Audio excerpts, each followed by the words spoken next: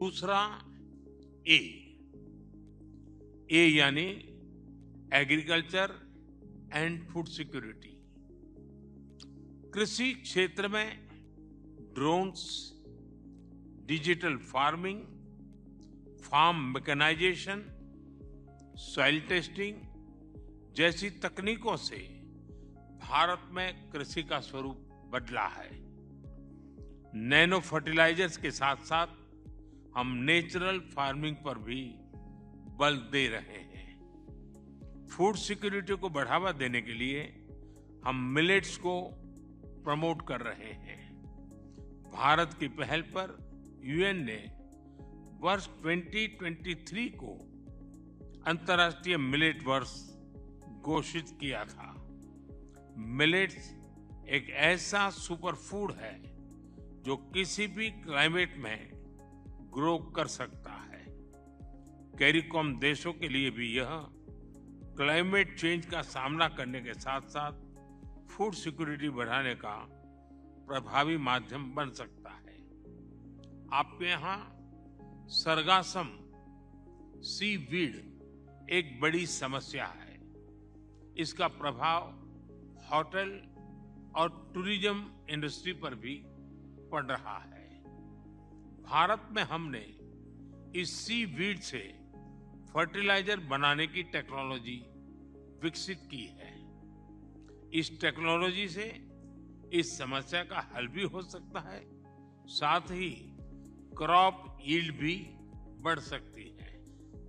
इन सभी अनुभवों को भारत कैरिकॉम देशों के साथ साझा करने के लिए तैयार है। तीसरा आर यानी renewable energy and climate change. पर्यावरण से जुड़ी चुनौतियां हम सभी के लिए प्राथमिकता का विषय है।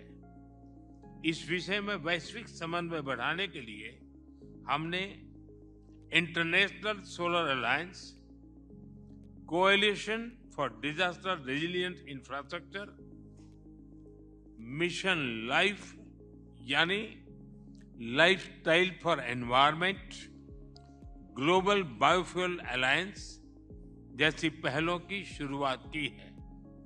मुझे खुशी है कि आप इंटरनेशनल सोलर अलायंस से जुड़े हैं। मैं बाकी इनिशिएटिव से जुड़ने का आग्रह करना चाहूंगा। रिन्यूएबल एनर्जी के क्षेत्र में हम बड़े पैमाने पर निवेश कर रहे हैं। हमारा प्रस्ताव है कि हम कैरिकॉम के सभी देशों में कम से कम एक गवर्नमेंट बिल्डिंग को सोलर पावर बनाने में मदद करेंगे। चौथा आई यानी इनोवेशन, टेक्नोलॉजी एंड ट्रेड। आज भारत की पहचान टेक्नोलॉजी और स्टार्टअप हब के रूप में हो रही है।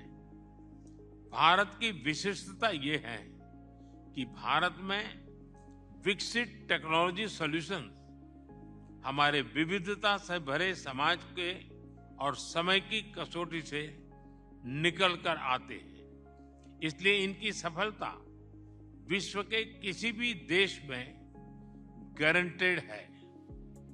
भारत के डिजिटल पब्लिक इंफ्रास्ट्रक्चर यानी इंडिया स्टैक से हम अर्थव्यवस्था के हर क्षेत्र को रिवॉल्यूशनलाइज कर रहे हैं।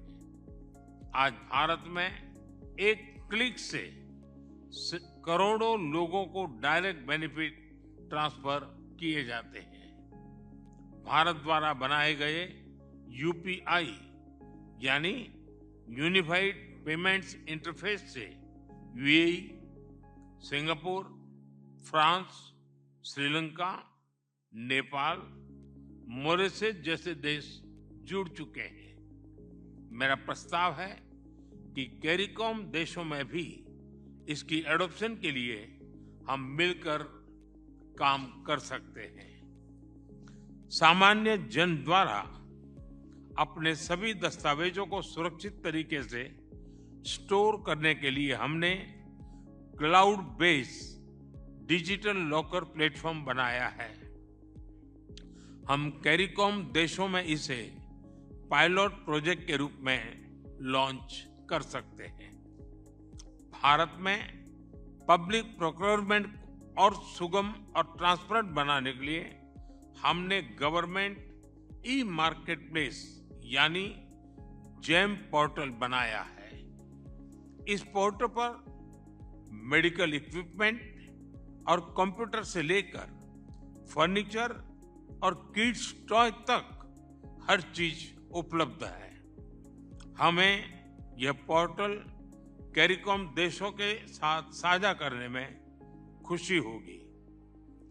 5 T's यानी ट्रेड, टेक्नोलॉजी, टूरिज्म, टैलेंट और ट्रेडिशन को बढ़ावा देने के लिए हम सभी देशों के प्राइवेट सेक्टर तथा स्टेक होल्डर्स को आपस में जोड़ने के लिए एक ऑनलाइन पोर्टल बना सकते हैं। एसएमई सेक्टर में भारत तेजी गति से आगे बढ़ रहा है। पिछले वर्ष इंडिया कैरिकॉम बैठक के दौरान हमने एसएमई प्रोजेक्ट्स के लिए $1 मिलियन की ग्रांट की घोषणा की थी। हमें इसके इम्प्लीमेंटेशन को गति देनी चाहिए।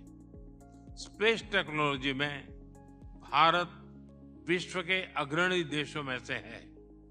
स्पेस टेक्नोलॉजी का इस्तेमाल करते हुए हम कैरिकॉम देशों के resource mapping, climate studies, agriculture जैसे क्षेत्रों के लिए मिलकर काम कर सकते हैं।